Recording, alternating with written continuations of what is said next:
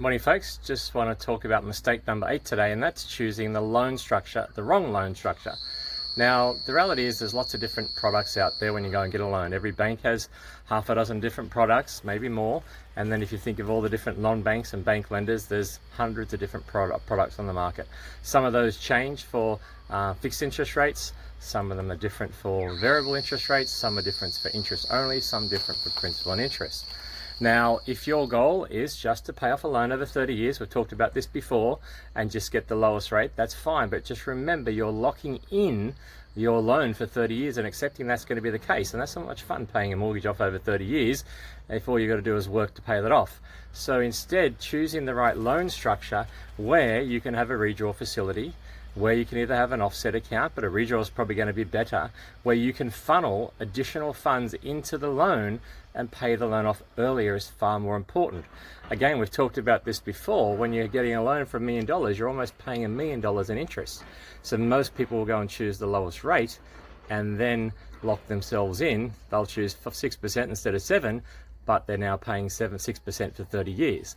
I'd much prefer to be the person paying 7% and have the mortgage paid out in 10 years and save over $500,000 in interest. So choosing the right loan structure is super important. It also means your ability to release equity. If your property value goes up, you want to be able to go and release the funds. Now some banks will limit you to 80% and you can't get out your maximum funds to go and use those for another purchase. Other lenders will have a really strict serviceability calculator, and even though you've got equity in the house, they'll limit you on being able to access that or buy another property. One, because you've got multiple loans with them, and two, because they tighten down their assessment on you and restrict your borrowing power. So all these factors are really, really important. So when I and any of my clients decide we want to go and buy property, we always go to a broker who is educated in this, used to working with investors to build portfolios, and we structure it very strategically, step by step, checking the information, checking the data. Credit policies are changing every day, bank offers are changing every day, and let's face it, lending is all about profit and greed. It's not about giving us the best deal.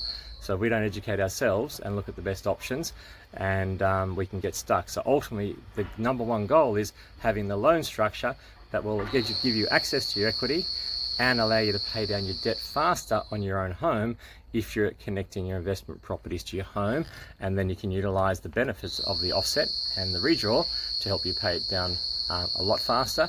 Because of course, when you buy investment properties, you can get tax deductions, you'll have extra rental income, and all those things, as well as your salary, can be put against the bad debt on your home, while your good debt is growing with your investments, and you're getting maximum deductions at the same time and growing and rolling your equity. So there's a bit of a system. It's about doing them all in the right order, but hopefully that gives you some useful insights.